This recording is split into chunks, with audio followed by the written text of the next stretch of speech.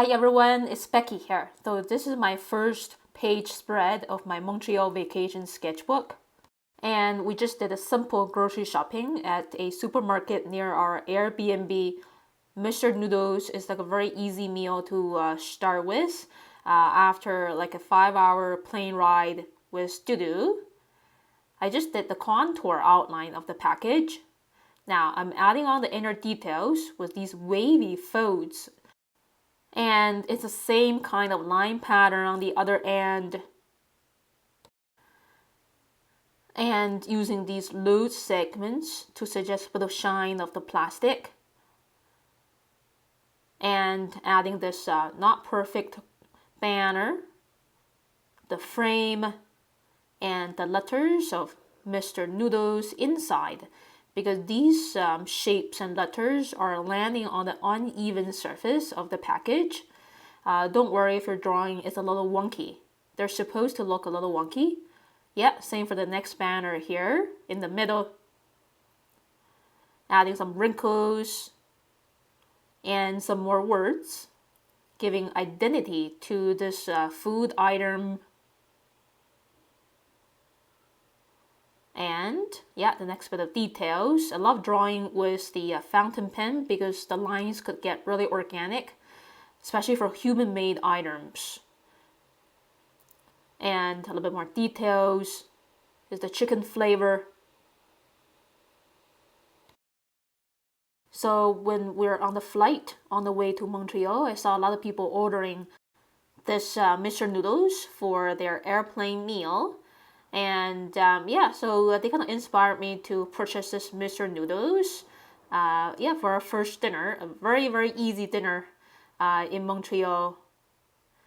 Now I'm adding these squiggly shapes to suggest the strands of noodles on the graphic. And adding some small little wrinkles, especially on the corners. And the last banner, wavy, following the surface curve of the package. And here's the look of my finished drawing of Mr.Noodles. And now my next little drawing is going to be this tray of carrots from grocery shopping. So I'm going to start with the biggest shape of the set, which is the plastic tray. So when rectangles are laying down, they kind of look like trapezoids. So that's the shape that I see. And the depths of the tray. And this banner is landing on this very uneven surface of the plastic wrap. Yeah, so same idea as how we drew the details on that Mr.Noodles package. So my drawing hand is like non-stop and following the flow of the moment. Because if you stop, then your speed is much lower. You're concentrated on creating like a perfect drawing. Now I'm getting the contour outlines of these carrots in. And every single carrot has a unique shape, especially for organic ones. And yeah, organic fruit and veggies, they tend to be looking uglier compared to GMO stuff. And then using these loose curves to suggest the cylindrical surfaces of carrots. More drawings, so big shapes of carrots, and the rough texture, convincingly showing these are no longer flat shapes, but little cylinders. So I want to make some stir fries and stews with these carrots, and also carrots for Dudu as well. Now I'm ready to paint these two food items, starting with Mr.Noodles, the vibrant lemon yellow that I see on the package surface here and there. And I'm also using the stronger yellow beside the lemon yellow in my Montreal palette. And yeah, I'm feeling very satisfying to paint this yellow thing. I think I'm painting more than just Mr.Noodles package. This passionate yellow color is really evoking, the passion for traveling. And the sun is shining nice and bright in Montreal, so this set of yellow colors are really echoing with the sunshine as well. using permanent red to paint the red letters and these carrots or maybe peppers in between the noodles on the graphic. And using burnt sienna to paint the brown bowl area, mixing a bit of permanent violet into burnt sienna for a bit of shading.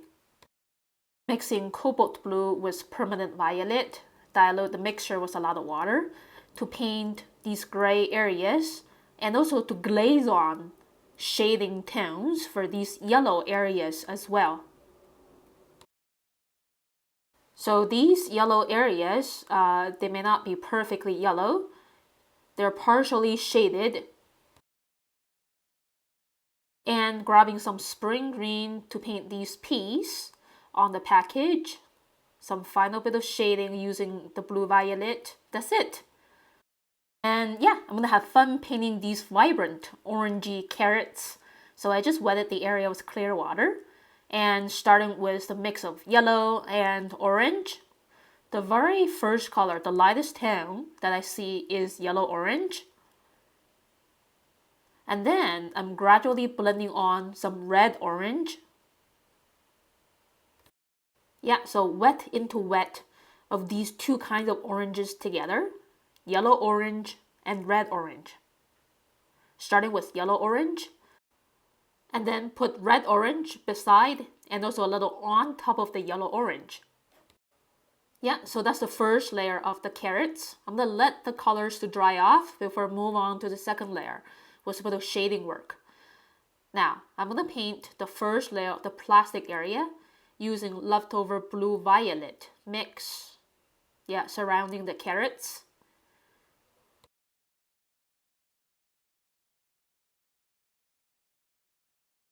And while waiting for the first layer of the carrots to dry, I want to paint the shadow by wetting the shadow area with clear water first for the Mr.Noodles package, using cobalt blue and permanent violet mix, very diluted version. That's the first step for painting the shadow. Second step, a much more concentrated blue-violet, wet into wet. And reloading the brush with more stronger pigment of blue-violet. Yeah, keep pushing for more contrast. So the shadow is never a perfect silhouette. So the darkest area is touching the eyedom's edge. And now I'm using a slightly more concentrated version of cobalt blue mixed with permanent violet to paint the next layer on the plastic area. Using Viridian green to paint that artificial green sticker area. Now, second layer for the carrots. So this is the color definition of red-orange mixed with permanent violet.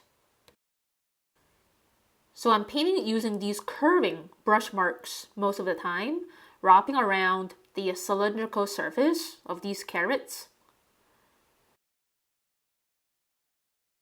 And I'm also adjusting the color definition of this orange-brown color by mixing more or less burnt sienna or red-orange. So the carrots on the bottom, they're painted using a higher ratio of permanent violet mixed into the red-orange. The ones on top getting more daylight, maybe looking more orangey. When I'm applying this shade of orange on certain areas, the paint is more diluted, so the bright yellow-orange and red-orange on the bottom layer is not completely covered up by this shading color.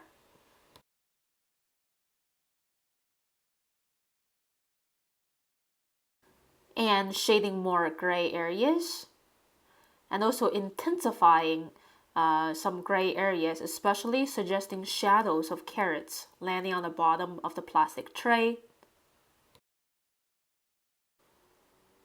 And then, finally, it's time to paint the shadow for the tray. Starting with a very light and loose gray, wet into wet, a darker blue-violet containing less water, and just keep it really loose.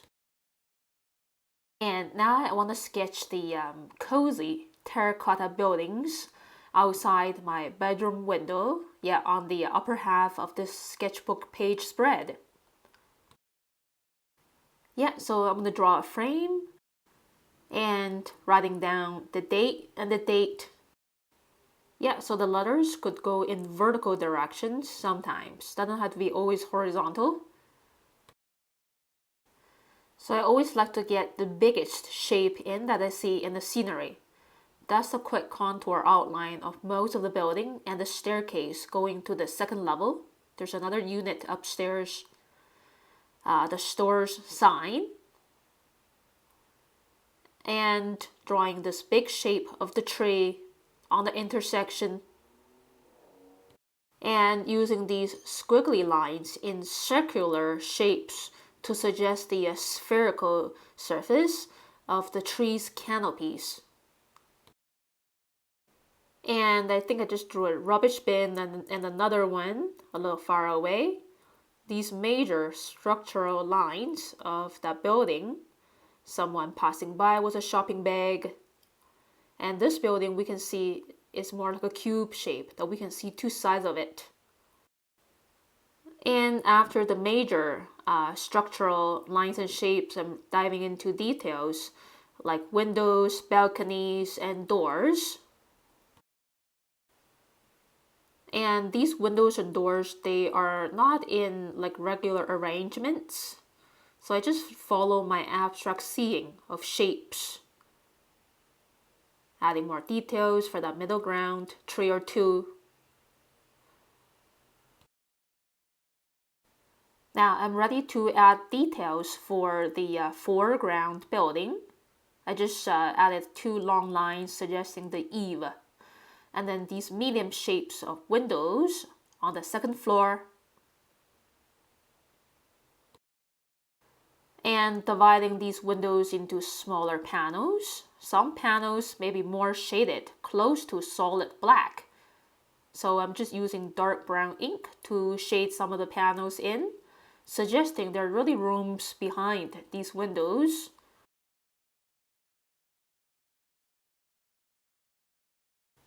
And this section on the ground level, I think it used to be a little grocery store. Now the business is shut down. And behind these other windows are little condo homes. So yeah, the front door of one of the units, another door to another unit, and there's likely like a living room window with blinds behind, and using very gentle hand pressure to draw these division lines and the brick details. And I do want to add these electricity wires. They are not messy, but suggesting a strong sense of perspective. And adding these smaller details, yeah, for the abandoned little business. Loose segments for the brick pattern. So horizontal line segments and some vertical ones. So the outside of these condo houses may be looking very rustic, but the interiors may be really well furnished. Yeah, so the inside and outside could have a huge difference. Yeah, so that's the finished line drawing of the view outside. Now I'm ready to paint the cozy colors of terracotta bricks. And the colors of these terracotta brick buildings, they're very similar to the carrots below. And I think that's a good thing because the page would look more united with very similar colors together. So I'm using cerulean blue mixed with a little bit of cobalt blue to paint the slightly smoky sky. So back in early August, there were wildfires in Saskatchewan, a province in central Canada, and the wildfire smoke spread all the way to Quebec. So the first layer of this building here is the mix of yellow ochre with orange. And the tone is quite diluted. So for the first layer, for painting pretty much anything, you don't want your watercolor tone to be way too strong yet. This is not the strongest tone yet. For the middle ground building, it contains a higher ratio of orange.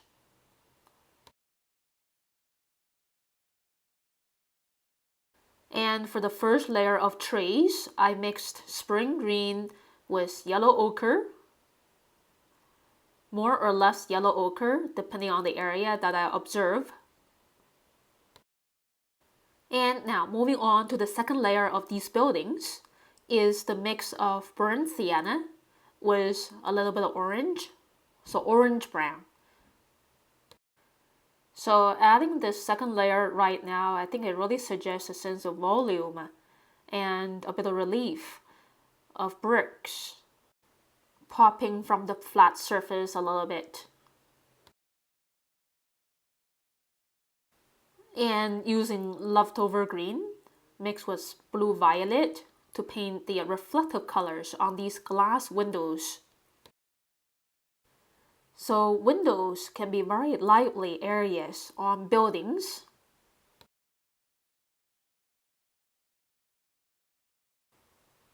And it's great to have, some of these muted colors, including the blue sky, is muted in a smoky way to balance with the warm colors of the brick buildings.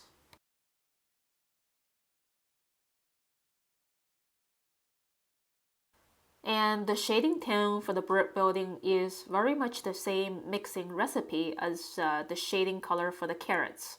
So a pretty high ratio of permanent violet mixed with orange and burnt sienna.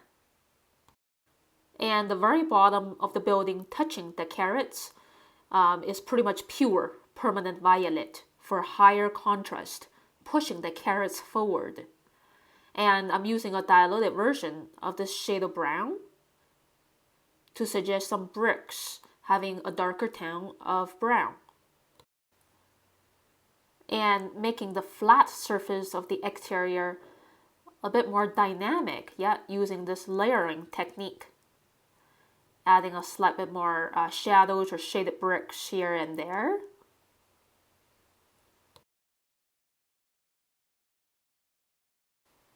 And I'm continuing to use the mix of permanent violet at a very high ratio with burnt sienna to shade the right side of that middle ground building, making it instantly looking very three-dimensional. And shading these couple of trees using the mix of burnt sienna with hooker's green. Yeah, so I think the sun is more on the left, so the right side of the tree is more shaded. Same for that middle ground building. The right side is obviously intensely shaded against the light. Some final polish, and that's pretty much it. Here's a look of my finished page spread. And thank you so much for watching, everyone. And the next tutorial video coming up in the next 2 days or so is going to be sketching the John Talon Market. So I'll see you around very soon, everyone. Take care and enjoy the coming of autumn. Bye.